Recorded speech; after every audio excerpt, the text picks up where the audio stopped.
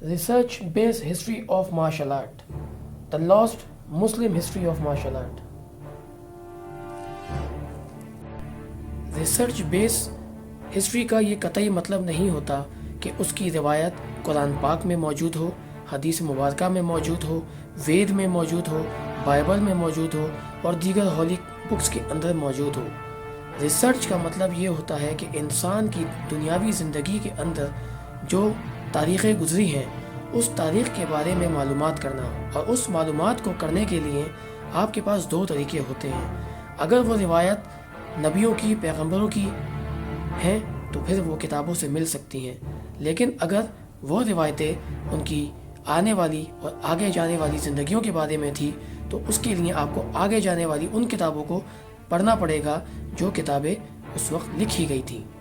The last Muslim history of martial art کی اس video میں نے جو ریسرچ کی اس میں ان ملکوں کا دورہ بھی کیا اور وہاں کے ریسرچر سے براہ راست بات چیت بھی کی۔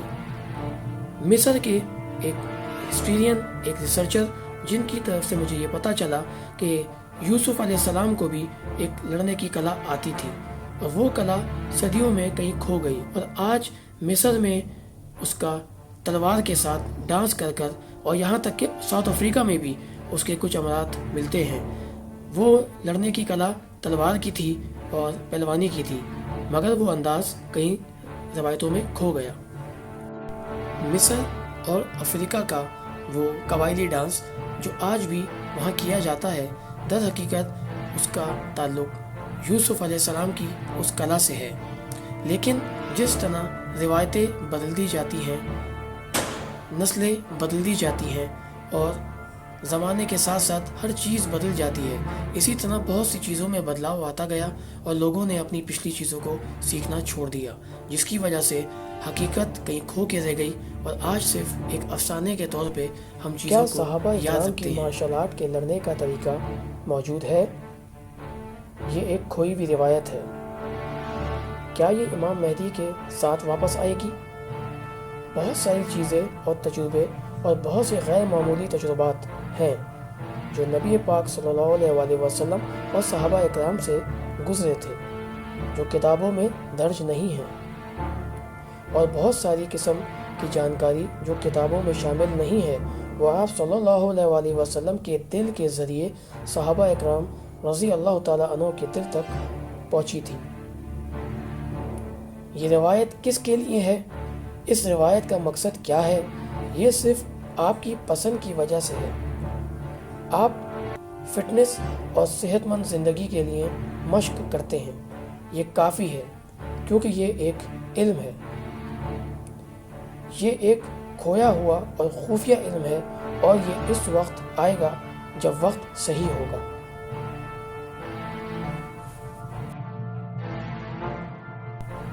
یہ خفیہ مارشل آرٹ برائیوں کے خلاف لڑنے کے مقصد کے لیے ہوگا، لیکن آپ یہ نہ سوچیں کہ ہم لڑنے کی کوشش کے لیے کریں۔ یہ سب اس کی طریقوں کو اپنی سوچ سے ملا دیں، نہ کہ لڑنے کے لیے تیار ہو جائیں۔ یہاں اپنی مارشل آرٹ کو سوچنے کا وقت ہے۔ جو جنگ ہونے والی ہے وہ برائی کے خلاف ہونے جا رہی ہے، اور یاد رہے یہ نوکری کی طرح نہیں ہوگی، یہ غیر منظم جنگ نہیں ہوگی، اور وہ ایسی جنگ بننے والی ہے جو اعلیٰ روایت اور روحانیت کے ساتھ روحانی طاقتیں اس میں شامل ہوں گی۔ یہ روحانی طاقتیں آج خود میں جمع کرنے کا وقت ہے، اور وہ ہے ذکر الہی، یعنی ذکر اللہ۔ آپ اس طاقت کو جنگ میں جمع کرنے جا رہے ہیں۔ فی الحال اسے استعمال کرنے کے لیے کچھ بھی نہیں ہے، صرف اس میں فضول خرچی کرنا اور دکھاوا کرنا، اہمیت حاصل کرنا اور اس طرح کی چیزوں کو حاصل کرنے کے لیے، دوسروں کو دکھانے کے لیے، یہ ایک بیکار عمل ہے۔ اس سلسلے میں خود کو اولیاء اللہ کے ساتھ جوڑنا ہوگا، اور اس طرح آپ خود کو مضبوط بنا پائیں گے اور اپنی روح کو بھی اندر سے۔ آپ کو اپنی جنگ کو اور طاقتور بنانا چاہیے۔ جب لڑائی آ جائے گی اور خود کچھ بھی آپ کے لیے، اور جو بھی صحیح ہوگا، جو کچھ بھی آپ کے ورثے کا حصہ ہے وہ آپ کے پاس خود آ جائے گا۔ یاد رہے، یہ تجسس کے لیے نہیں ہوگا، یہ صرف برائی کے لیے لڑائی ہوگی۔ یہ وہ جنگ ہوگی جو اینٹی کرائسٹ اور دجال کے خلاف ہوگی۔ یہ صرف دلچسپی تجسس کے خاطر نہیں ہوگی۔ لہٰذا ہم انشاءاللہ چاہتے ہیں کہ اس میں شامل ہوں، اور اپنی انا کو اس کے لیے مارنا ہوگا، اور عبادت کو مضبوطی کے ساتھ پکڑنا ہوگا، اور کسی اولیاء اللہ سے اپنا گہرا تعلق بنانا ہوگا۔ یہاں ایک بات تو واضح ہے کہ آپ صلی اللہ علیہ وسلم کی تعلیمات کے ذریعے صحابہ اکرام کو جو علم ملا، وہی علم دلوں سے ملا، اور وہی علم ہے جو ہر طاقت کا جواب ہے۔ جب آپ اللہ سے قریب ہوں گے اور اللہ کے رسول کی اطاعت کریں گے تو جس طرح صحابہ اکرام کی اللہ تعالیٰ نے مدد فرمائی، تمام اہل اسلام، ہر انسان کی اللہ تعالیٰ مدد فرمائیں گے۔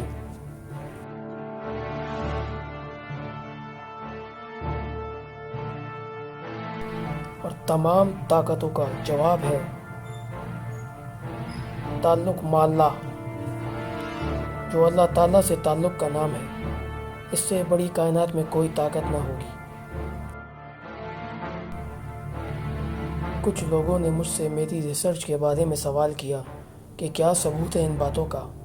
میں ان سے سوال کرتا ہوں کہ اگر تم غیر مسلموں کو اور دوسرے لوگوں کی باتوں کو پہ یقین کر لیتے ہو، جبکہ تم جانتے ہو کہ وہ صرف ایک سیاہی ایک قلم سے کاغذ پہ لکھی گئی ہے، پھر یہ سوال ایک اسلامی انداز میں بتانے والی ایک تحقیق کے اوپر مسلمان سے کیوں کرتے ہو کہ تمہارے نبی و صحابہ میں کیا کوئی کمی تھی؟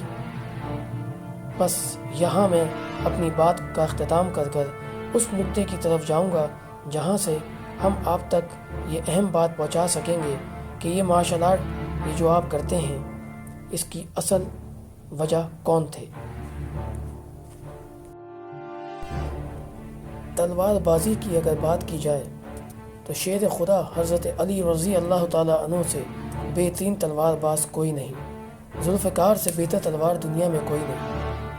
اگر ہم عدل کی بات کریں اور جنگوں کے سپہ سالاری کی بات کریں تو حضرت عمر رضی اللہ تعالیٰ عنہ سے بہتر عدل کرنے والا موجود نہ تھا۔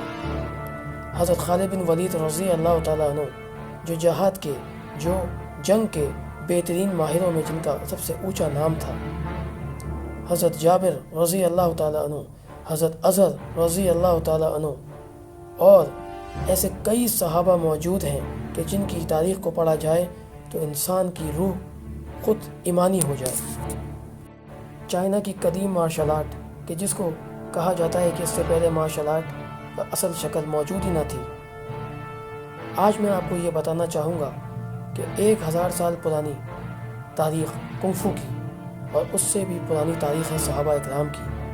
کئی صحابہ اکرام کی قبر مبارک چائنا میں آج بھی موجود ہیں، جس میں سب سے بڑا نام حضرت سعد ابن ابی وقاص رضی اللہ تعالیٰ عنہ کی قبر چائنا میں موجود ہے، جنہوں نے مائیگریٹ یعنی ٹریول کیا تھا چائنا کی طرف اسلام پھیلانے کے لیے۔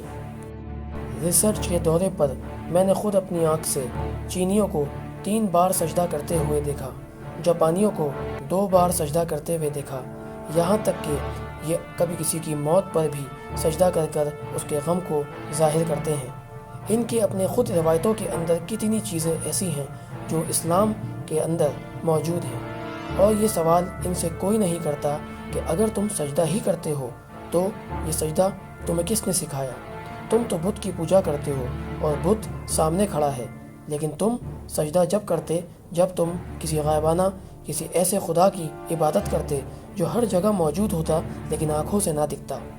تم نے جھک کر سلام کر کر، جھک کر تعظیم کر کر یہ ثابت کر دیا کہ تم یہ اپنے مذہب کی وجہ سے نہیں بلکہ پچھلے زمانے میں جو مذہب کی اصل تعلیم تمہیں دی گئی تھی اس عمل کو تم یاد رکھتے رہے، لیکن آگے جا کر تم نے اس علم کی طریقت میں بدلاؤ کیا، اور کبھی بدھزم کے چکر میں تو کبھی دوسرے مذاہب کے، اور کبھی کوئی خدا نہ کے چکر میں جو ایک مذہب تسلیم کیا، اس کی وجہ سے یہ بدلاؤ آج ہم مارشل آرٹ کے اندر اور کئی مذاہب کے اندر دیکھتے ہیں۔ یہ ویڈیو میں ایک مارشل آرٹسٹ ماسٹر اسٹائل میں کھڑا ہے. یہ سلات مارشل آرٹ جو انڈونیشیا کی مارشل آرٹ ہے، اور یہ مارشل آرٹ صرف مسلمانوں نے بنائی. حتیٰ کہ فلپین کے اگر فور فادرز کو جا کے آپ چیک کریں تو فور فادرز بھی ان کے سارے مسلم تھے. ان کی اسکریما کالی اسٹرکٹ کا جو بانی تھا اس کا نام محمد تھا اور وہ مسلمان تھا. آپ کو ہر جگہ پر ہر بانی پرانے زمانے میں مسلمان ملے گا. صابن بنانا پہلا ایجاد، سوئی کی پہلی ایجاد، حتیٰ کہ تمام چیزوں کی پہلی ایجاد وہ نبیوں اور پیغمبروں کے ذریعے ہوئی، اور بعد میں اس کے علاوہ بھی بہت ساری چیزیں اسلام کے دائرے میں رہنے والے وہ مسلمانوں کے ذریعے سے ہی ہوئی جو آج ہسٹری میں کہیں چھپا دیے گئے. شاید آپ لوگوں کے ذہن میں یہ بات ہوگی کہ بات تو صحابہ اکرام کی مارشل آرٹ پہ تھی اور ہم کہاں چلے گئے. در حقیقت تمام باتوں کو آپ سے کرنا بہت ضروری تھا جو حقیقت تھی. صحابہ اکرام سے پہلے بھی جو نبی آئے انہوں نے ایک اللہ کی دعوت دی، اور مارشل آرٹ کا وہ عکس جو ہم رومن امپائر سے منسوب کرتے ہیں در حقیقت وہ کوئی اسٹائل تھا ہی نہیں. اس زمانے کی مارشل آرٹ کا انداز گھوڑ سواری، تیر اندازی، شمشیر زنی اور پہلوانی تھی. اسی کا جواب ہر زمانے میں مسلمان نے دیا. آخر یہ کون سی ایسی مارشل آرٹ ہے جو رومن کے پاس موجود ہے، آسائشیں موجود ہیں، لیکن جب ان کا سامنا مسلمانوں سے ہوا، صحابہ اکرام سے ہوا، تو آپ دیکھ سکتے ہیں کہ ان کی کمر جو ٹوٹی تو آج بھی وہ اپنی رومن امپائر بنا نہ سکے، بکھر گئے دنیا میں.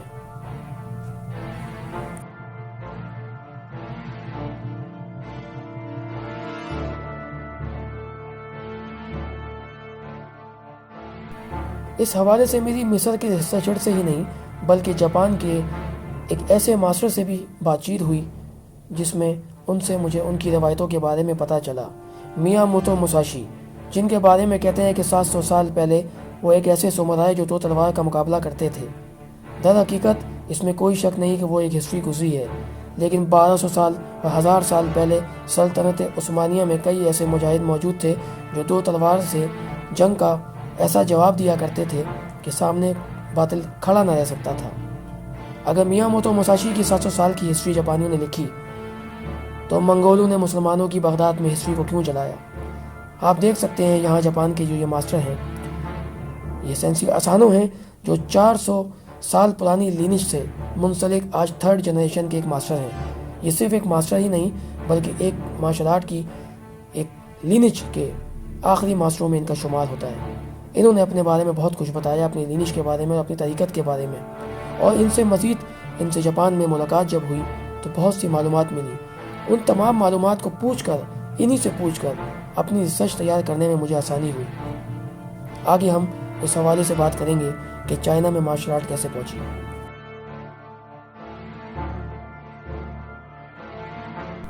جیسے کہ آپ تمام لوگ جانتے ہیں کہ ریشمین کپڑے کی فروخت کا مکہ ایک بہت بڑا مرکز ہے.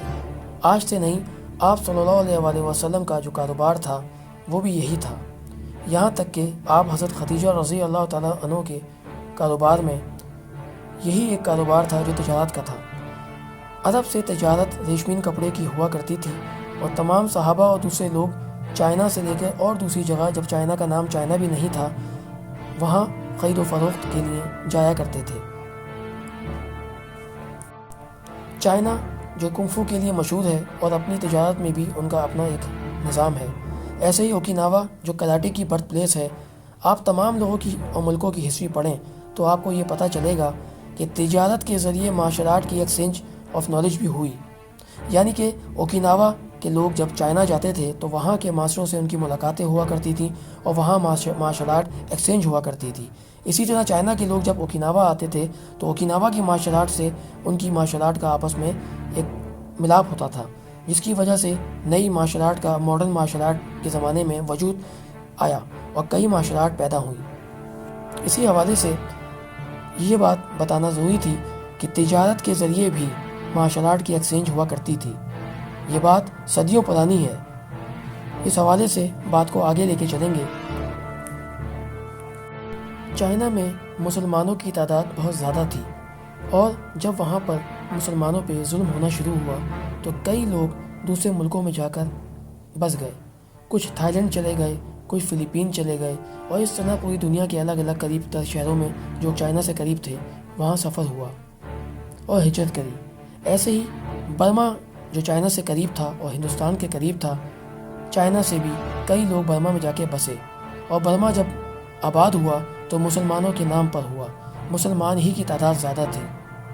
جب تک مسلمانوں کے بادشاہ کے طور پر موجود رہے سر پر، مسلمان خوشی سے اپنی زندگی گزارتے رہے، لیکن جب آس پڑوس کے لوگوں کی مدد کی وجہ سے بدھزم مذہب کی سپورٹ کی گئی تو وہاں برما کے اندر بھی مسلمانوں کا قتل عام کیا گیا، اور آج برما بدھ مت کے حوالے سے زیادہ پہچانا جاتا ہے۔ در حقیقت یہ زمین بھی مسلمانوں ہی کی تھی، وہاں کی مارشل آرٹ الگ نہیں ہے۔ در حقیقت ظلم سہنے کی، قتل و غارت سہنے کی اور کٹنے کی، اس حوالے سے وہاں یہ ظلم دیکھے گئے، جس کی وجہ سے وہاں کی جو مارشل آرٹ جو چائنا میں کنفو کے نام سے مشہور تھی وہ بدل کے رہ گئی، اور برما میں اپنے انداز میں مارشل آرٹ کو اپنے بچاؤ کے لیے کرنا شروع کیا، جو آج برما بانڈو مارشل آرٹ کے نام سے بھی جانتی ہے۔ وہ بانڈو مارشل آرٹ جو برما کے اندر جان بچانے کے لیے دی جاتی تھی وہ بالکل مختلف ہے، اور وہی مارشل آرٹ میں کچھ سیکھے ہوئے ماسٹرز دوسرے ملکوں میں جا کر بسے، ان لوگوں کی مارشل آرٹ بالکل مختلف ہے۔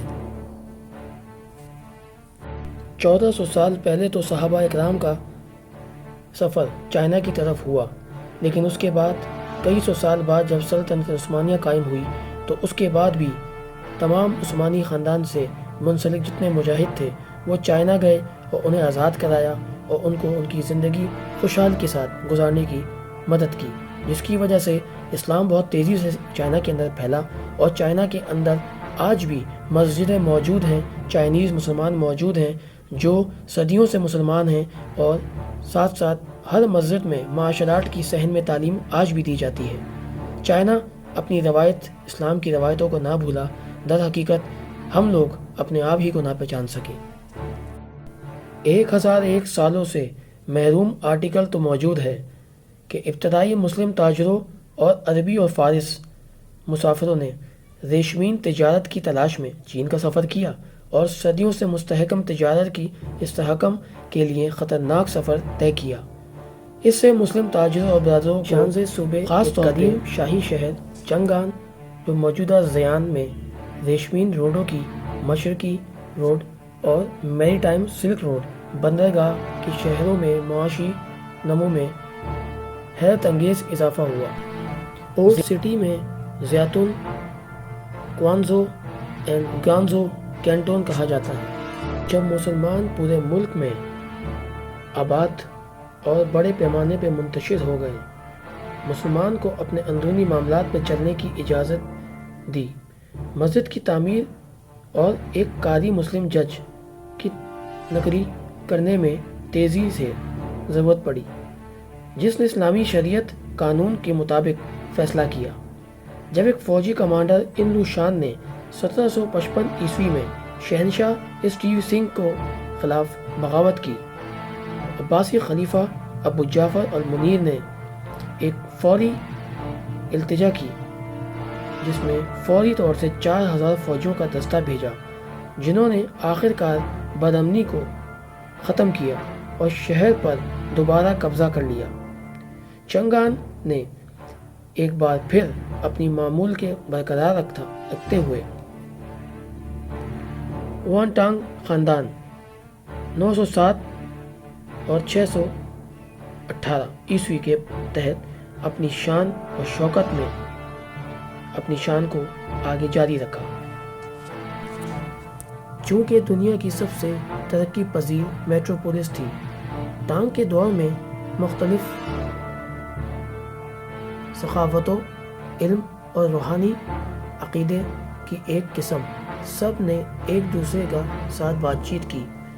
اس طرح بہت سے گہرے جاپانی اور کوریا اسکالر کو راغب کیا گیا جو چینی فنون کو سیکھنے اور ان کا مشاہدہ کرنا چاہتے تھے۔ بہت سارے عباسی جنگجو جنہوں نے شہنشاہ کی مدد کی وہ چین میں قیام کی دعوت قبول کر کے چین کے اندر ہی چینی لڑکیوں سے شادی کر اس معاشرے میں شامل ہو گئے اور فطری عمل شروع کیا، جبکہ اسلامی شناخت کو برقرار رکھتے ہوئے اور پوشیدہ مسلم آباء و اجداد سے ایک مشترکہ نسب اور ایک خاندان کی پہچان کو زندہ رکھتے ہوئے اپنے آباء و اجداد کو صدیوں کے دوران بولی کے طور پر ہوئی کے نام سے جانے جاتے رہے، اور انہوں نے دنیا کے تمام مسلم اقلیتوں کو سب سے زیادہ عرصے تک کنٹرول رکھا۔ یہ لوگ سب سے زیادہ زندہ رہنے والے اور نسل کا مقابلہ کرنے والی کی بنیاد رکھنے والوں میں سے تھے۔ اسی رنگین نمونہ کے طور پر درج ذیل قرآنی آیت میں ذکر کیا گیا ہے، اے انسانوں، ہم نے آپ کو مرد اور عورت کے ایک جوڑے سے پیدا کیا اور آپ کو اقوام اور قبیلوں میں شامل کیا تاکہ آپ ایک دوسرے کو جان سکیں۔ قرآن 13.49۔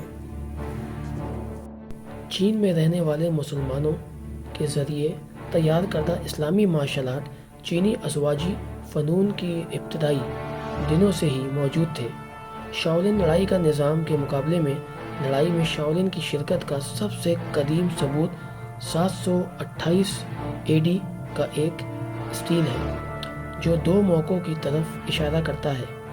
610 AD کے آس پاس ڈاکوں سے شاولن خانقاہ کا دفاع اور وینگ سیجنگ کی شکست میں ان کے نتیجے میں کردار 621 عیسوی میں ہولو کی لڑائی میں منگول یوان خاندان 1368 سے 1279 عیسوی کے دوران جو قبلائی خان نے قیام کیا تھا، مسلمانوں کو ان کی خاص صلاحیت کی وجہ سے اور خاص طور پر دشماں یا دشمنان، جس کا مطلب سیکھا ہوا کے ہیں، یہ اسی نام سے جانا جاتا تھا، سیاستدان، ماہر فلکیات، نجومی، ڈاکٹر، فارمسٹ، آرکیٹیکچر، تاجر، فلسفی اور مضمون کی حیثیت سے شرکت پیسو سنگ جنس، جو چین کے چند عظیم ناول نگاروں میں سے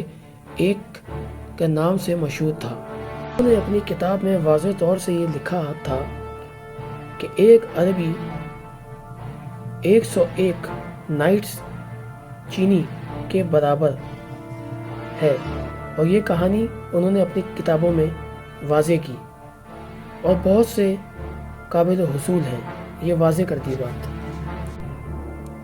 قبلہ خان کی شاہی دربار کے محلات کے مؤثر نظام کے لیے 30 سے زیادہ اعلیٰ مسلمان عہدیداران شامل تھے۔ کو مارکو پولو 1324 CE عیسوی نے دیکھا جیسے زبردست حکمران حیرت زدہ تھے۔ 12 انتظامی اضلاع میں سے 8 میں سے مسلمان گورنر تھے، اور مسلمان نے سول پاور میں متحد دیگر اعلیٰ عہدے پر قبضہ کیا تھا۔ اس زمانے میں مسلمان فوجی مشیر بھی تھے اور تیز ترین مارشل آرٹ کے ماہر بھی مشہور تھے، محافظ بھی تھے جو طویل خطرناک سفر میں قافلوں کو لے کر جاتے تھے۔ شانزے میں بھی مشہور رصدگاہ اور تعمیر چلانے سمیت مختلف منصوبوں میں حصہ لینے کے لیے مسلم سائنسدانوں کو مدعو کیا گیا تھا۔ بہت سارے سائنسدانوں میں ممتاز مسلمانوں نے چینیوں کی حکمت عملی کے لحاظ سے اہم چیلنج کو پور کرنے کی ضرورت کا جواب دیا تھا اور تمام شعبوں میں عمدہ کارکردگی کا مظاہرہ بھی کیا تھا۔ 2 ماہر تکنیکی ماہرین جنہوں نے ہوئی مسلم توپ بنائی تھی، وہ مفتی کے علاء الدین تھے، جنہوں نے بعد میں نائب وان ہو نام سے تبدیلی کی ضمانت دینے والے فروغ بنا دیا گیا تھا، جو 3000 کی فوج کا دوسرا کمان تھا۔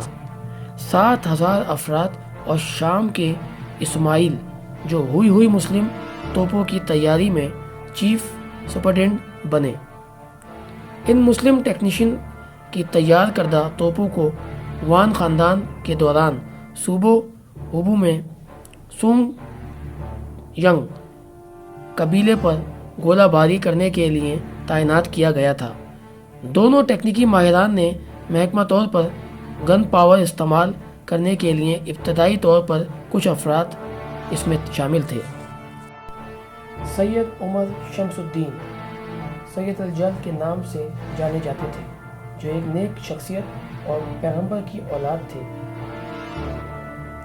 وان خاندان کی کامیابیوں میں بہت بڑا تعاون کیا تھا انہوں نے، اور اپنے بیٹے ناصر الدین کے ساتھ فعال طور پر مذہب کی پیروی کی ایک دعویٰ اور ہزاروں لوگوں کو اسلام قبول کروانے میں ان کا بہت بڑا ہاتھ تھا۔ لڑکے کی حیثیت سے ان کو اپنے والد بخارا کے بادشاہ نے یرغمال بنا کر چنگیز خان کے سامنے ہتھیار ڈال دیے، جو انہیں پیکنگ لے گیا۔ پیکنگ چائنا کا ایک شہر ہے جہاں انہوں نے چینی تعلیم حاصل کی اور عربی دونوں میں۔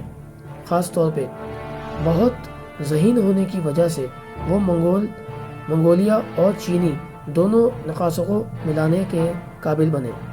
1271 عیسوی میں انہیں قبلائی خان نے یونان کا گورنر مقرر کیا۔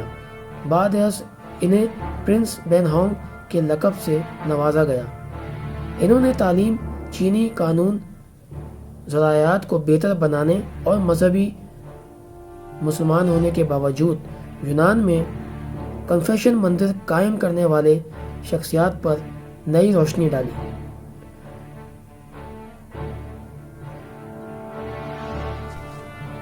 ہم اپنے آنے والی اسی ویڈیو میں تیسرے پارٹ کے اندر اسی کہانی کو، اس ریسرچ کو، اس تاریخ کو آگے بتانے کی کوشش کریں گے۔